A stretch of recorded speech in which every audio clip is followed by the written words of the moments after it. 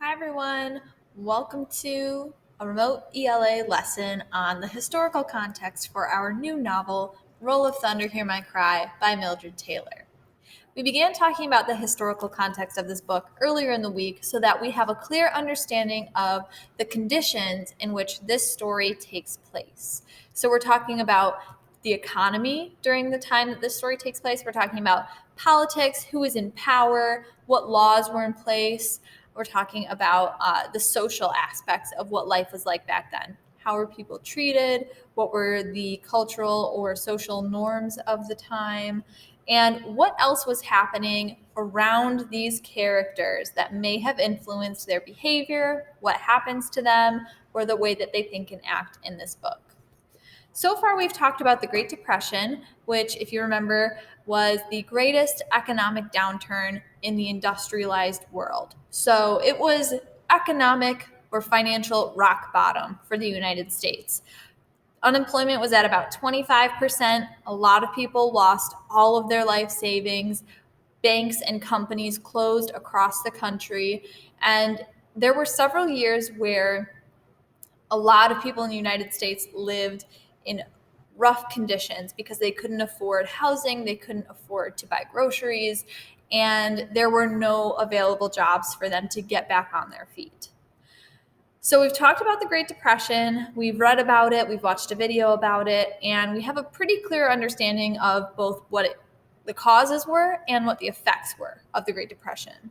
So now we're going to be talking about a couple of different aspects, not necessarily about the economy, but more so about the social and political contextual pieces of 1930s Mississippi. The first thing that we're going to talk about today are Jim Crow laws and racial segregation.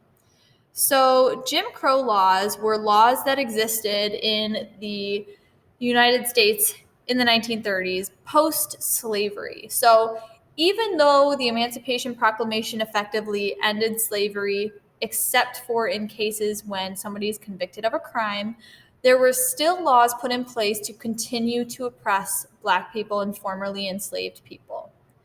Jim Crow laws were laws that enforced racial segregation or separation. So they were laws that were meant to keep Black people and white people apart. Jim Crow laws also kept people who were formerly enslaved or who were descendants of the formerly enslaved people from gaining power and wealth because they were restricted from owning land, they were restricted from voting, and a lot of times they were just restricted from equal opportunities. I would say most times they were restricted from equal opportunities. So let's watch this video about the origin of Jim Crow laws and the impact they had on Black Americans during the 1930s.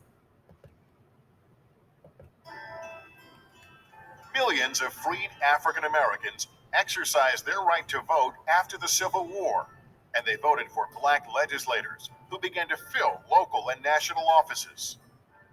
Breaking down the extraordinary racial barrier that has for so long defined the political culture of the United States, and creating in the middle of the South a population of people, of voters, who would be voting in their own interest, voting to protect themselves in this extraordinarily hostile environment, is in fact a revolutionary accomplishment in such short a time after the war. By the 1890s, Southern whites began to fear that Blacks with political power would try to integrate Southern society. White Southerners are resistant of the idea of living in an egalitarian society in which African Americans might operate as equal partners. To keep Blacks separate and powerless, Southern legislators passed what became known as Jim Crow laws. They were named after a song and dance routine called Jump Jim Crow that savagely mocked rural Blacks and was performed by whites in blackface. The laws themselves were even harder on Blacks. They encode white supremacy through the enactment of segregation statutes, taking the vote away from African Americans, all sorts of things that are designed to subordinate Black people, to establish a place for Black people that they know, in a sense, to choreograph race relations. Lawmakers could not violate the 15th Amendment, which prohibited states from denying anyone the right to vote because of race. So they devised obstacles that blacks could not overcome. States passed laws requiring voters to pay a tax or to prove that they own $500 worth of property. Other laws required people to pass literacy tests before they could cast a ballot. In state after state, from 1890 to 1904, every state in the Deep South, the 11 original Confederate states, held state constitutions which functionally disenfranchised black males from the right to vote. But the southern states made sure there were loopholes in these new laws for whites. One, called the Grandfather Clause, allowed whites to bypass the poll tax and literacy tests. The law said if their grandfather had voted, then they could vote. At the time, no black in the South had a grandfather who had voted. It was a gradual decision to obliterate the constitutional rights of millions of American citizens because of the color of their skin. And yet, it was a conscious decision the majority of white Southerners made because they had the power to do it. The Jim Crow laws ensured that the promise of Reconstruction remained unfulfilled in the South for decades to come.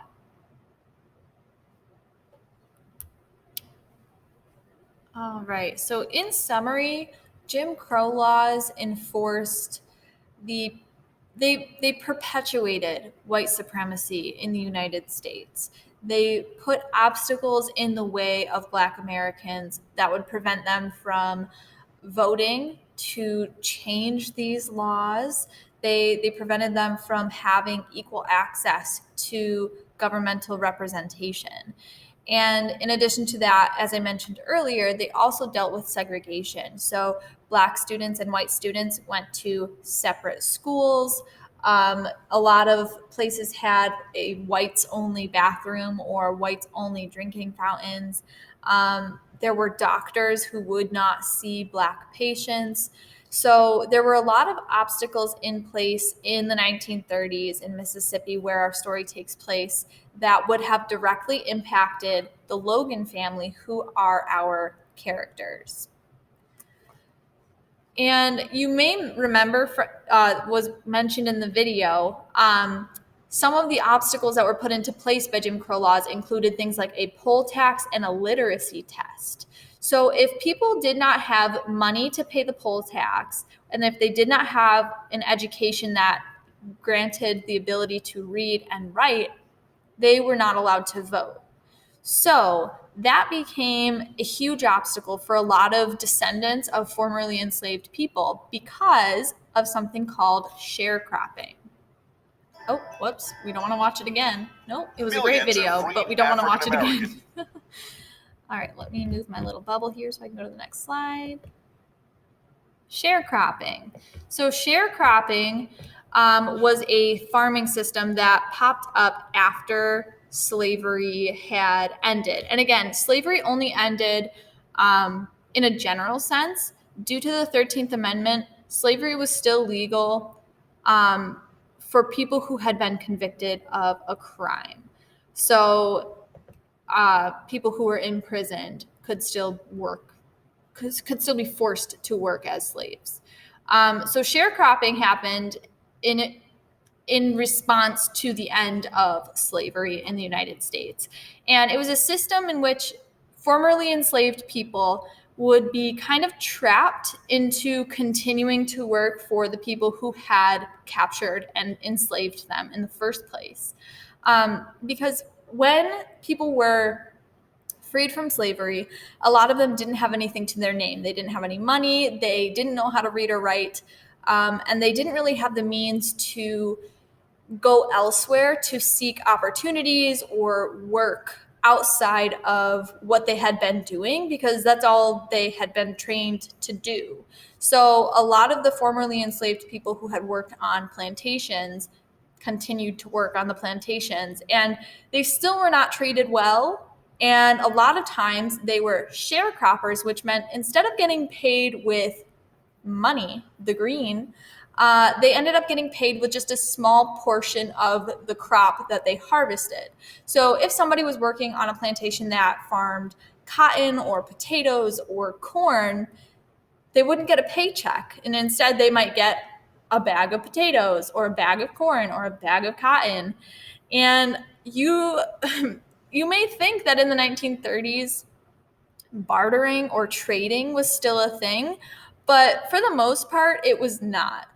Money was necessary in order to buy things like a train ticket or a piece of land. A lot of times, to go to school, to gain an education, all of those things required actual money.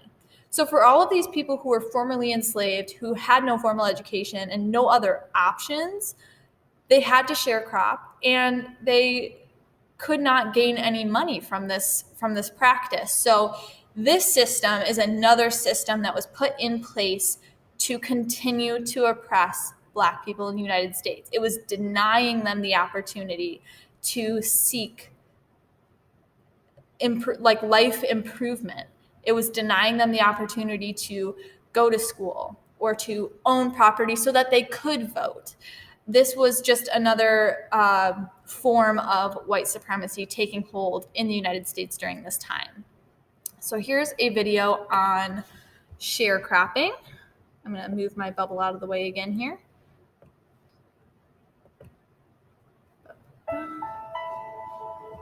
After Northern troops left the South in 1877, African Americans found themselves in near slavery conditions once again.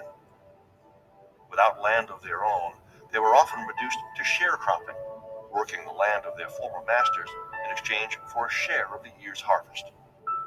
Former slave owners couldn't imagine the idea of bargaining on any kind of basis with former slaves.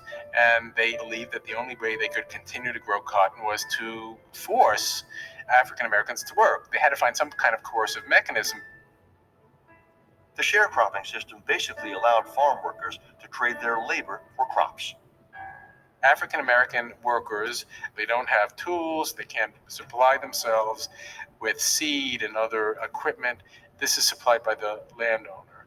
And rather than being paid cash, they are paid a share of the crop.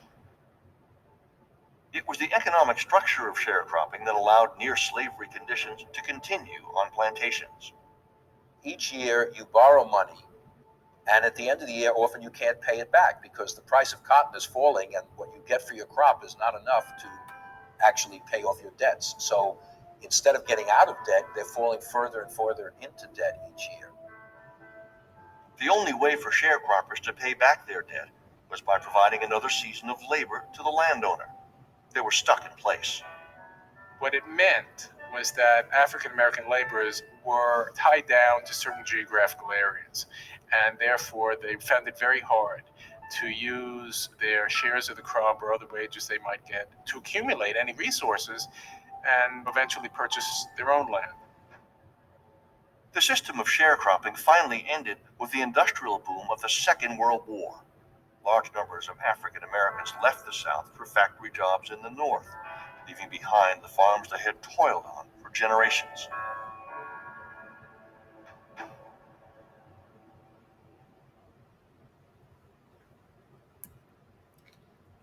All right, so as we can see from that video, sharecropping was not a solution, and it was not something that provided formerly enslaved people with any sort of opportunity for advancement in American society.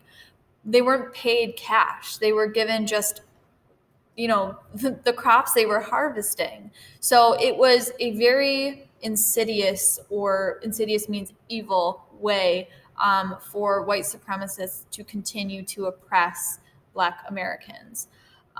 So with the start of World War II in the late 1930s, as was mentioned in the video, a lot of Black Americans were able to seek employment elsewhere. After the end of the Great Depression, when hardly anybody could find a job, there was finally an opportunity for people to get employment in ways that would actually provide them with financial security, which would then in turn allow them to purchase property, to get an education, and allow them to vote. So we love that opportunity for economic advancement.